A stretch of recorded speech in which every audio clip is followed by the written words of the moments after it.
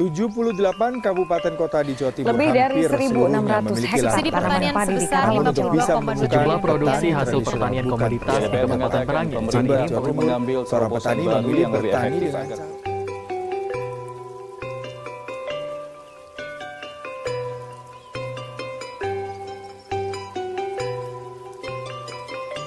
Dewasa ini kebutuhan bahan pangan nasional semakin meningkat di Indonesia.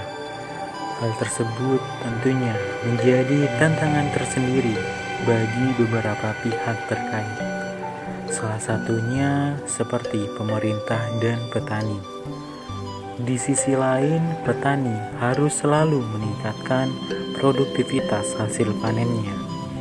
Namun, produktivitas hasil panen masih sulit direalisasikan karena masih menerapkan sistem tradisional.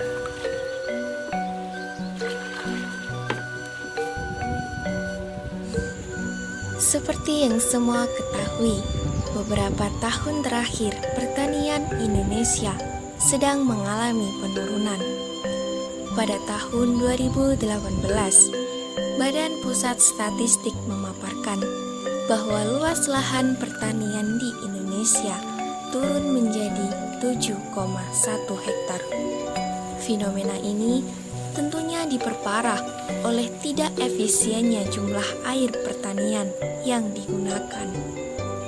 Dalam laporan Asian Development Bank dengan judul Indonesia Country Water Assessment melaporkan bahwa total air yang dibutuhkan untuk sektor industri pertanian di Indonesia pada tahun 2016 mencapai 3.500 miliar meter kubik dan tentunya akan terus bertambah setiap tahunnya.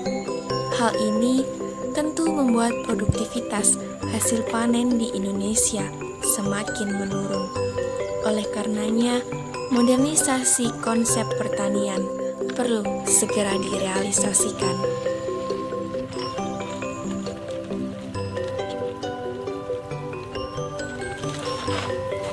Efektivitas terhadap lahan pertanian perlu segera dicanangkan. Selain itu, efektivitas harus diimbangi dengan efisiensi kerja yang baik agar memperoleh tingkat produktivitas yang optimal.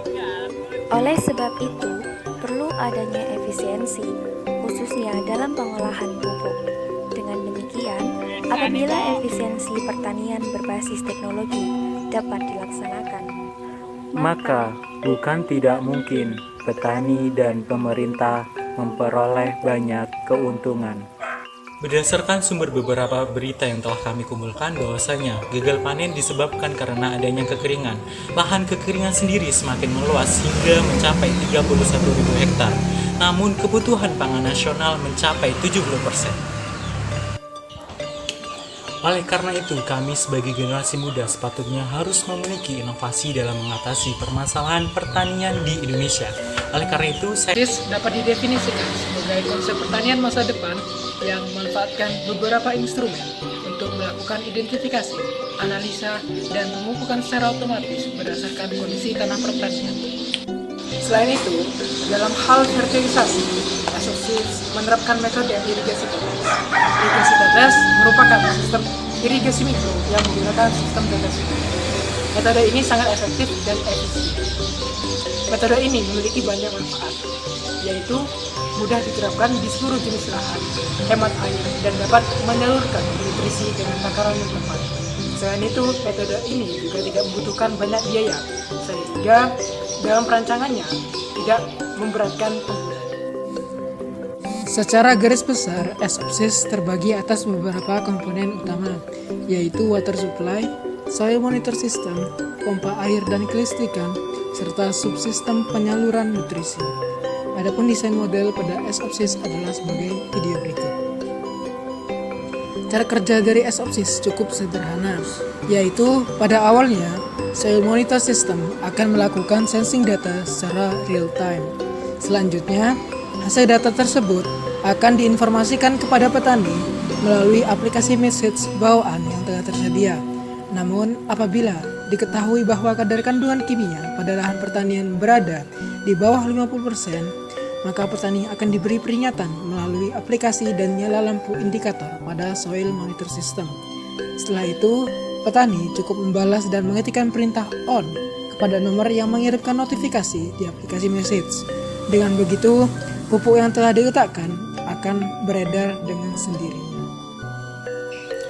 Dari pemaparan yang telah disampaikan, dapat diperoleh kesimpulan bahwa SOPSIS dapat diprediksi memberikan pengaruh yang sangat signifikan terhadap produktivitas, hasil panen, dan peningkatan efisiensi. Dari hasil simulasi digital menunjukkan bahwa SOPSIS memiliki kinerja yang cukup baik.